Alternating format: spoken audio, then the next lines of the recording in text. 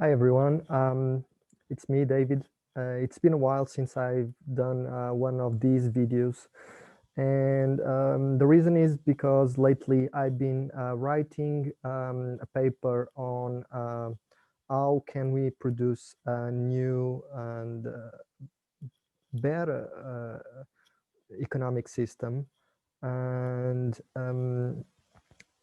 and what I've been doing, it's been a quite of an experience. I enjoyed it a lot so far, but like everything, it comes the moment that is necessary to show it what I have done. So without further ado, I'm going to give you just a brief explanation. So the system is called the B.E.T system, which stands for B.E.T economic theory, and uh, the basic idea is how can we construct a new system, and to do that it's necessary a few things, but the primary thing is to understand why do we need a new economic system.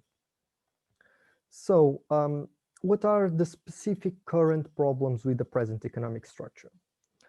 Social inequality and inequity, social injustice, environmental injustice and climate catastrophe, distribution and lack of resources, illiteracy, poverty, famine, racism and lack of empathy, diseases. All of these are, simply put it, not important for the current economic system. And the main reason is because this system does not take into consideration the human value. Suppose we were asked to reimagine a new economic system from scratch. The basis for it should be intrinsically connected to how much is humanity worth. And for this reason, and entering in a human rights philosophy taboo, how much does a human worth? One way to understand this dilemma is to ask the question towards a specific individual, but instead of direct it to oneself, how much do I worth?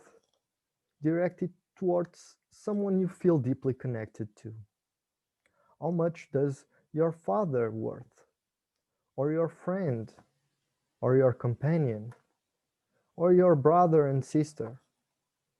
Or your kids? How much do your mom worth? Well, since we are here, how much do all mothers worth? This seems almost like a rhetoric question, but is not. However, it seems like it because the current system a long time ago subverted the value of humans to allow those that could to own other humans, being through slavery or most recently through paying jobs.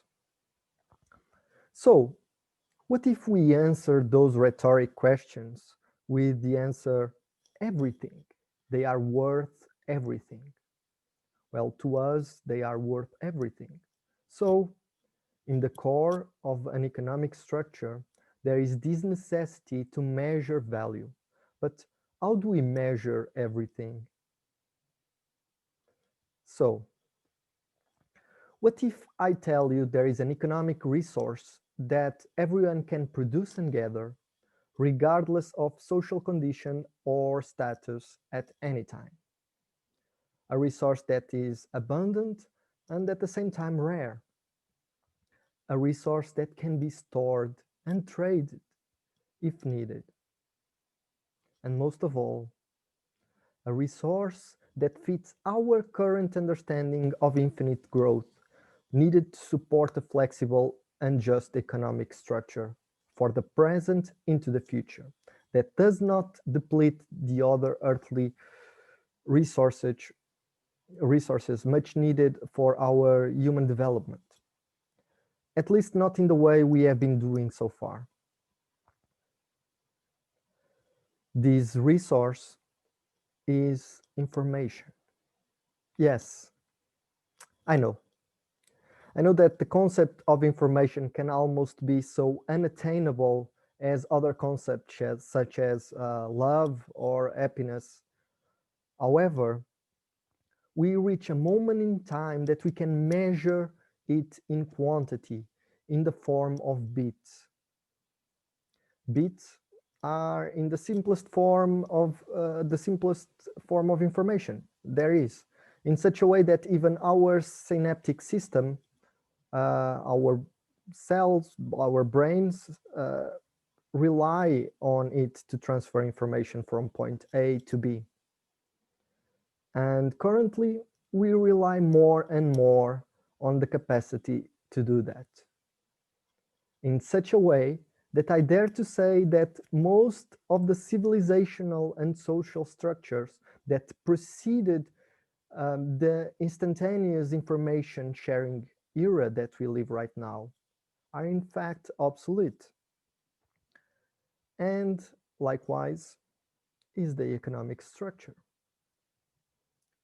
So the B.E.T. system proposes to give everyone the chance to gather, formulate and store one's individual information privately and safely in individual banks of information.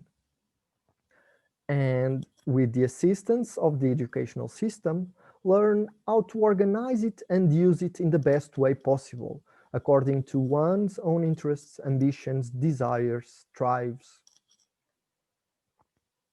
Once everyone is producing quantifiable bits of information, it's possible to have a value of the global input of information generated by everyone and assign it a value of the total of information generated by all humans in the current present.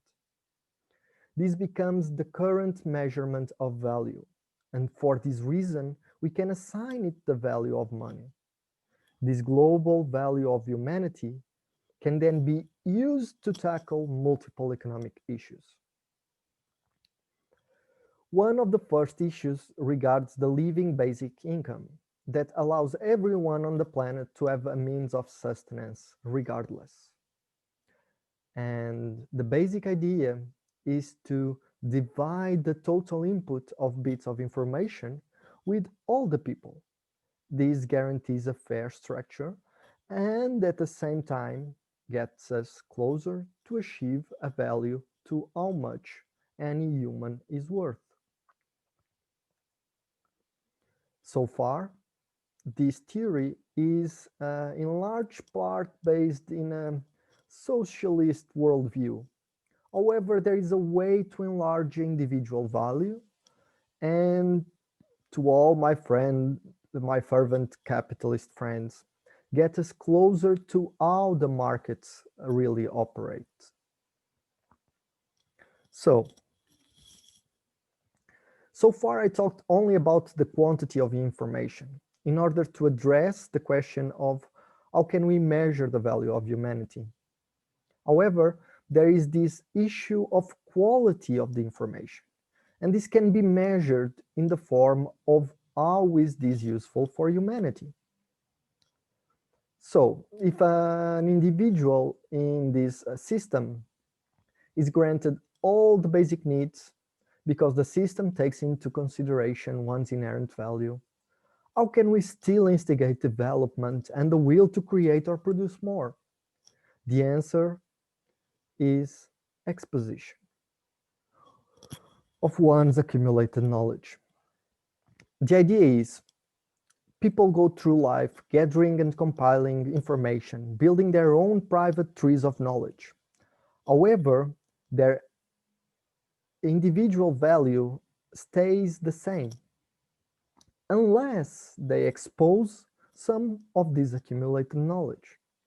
Once this happens, people identify the usefulness or not of what was exposed by the individual. And if this exposition is useful for a target group, then the group adds this information to their own banks of knowledge. And this is wisdom, the capacity to give information, transform it into knowledge, and be appreciated by others. It's wisdom. Furthermore, there is this extra concept, which is the idea that specific exposed knowledge is useful to all humanity.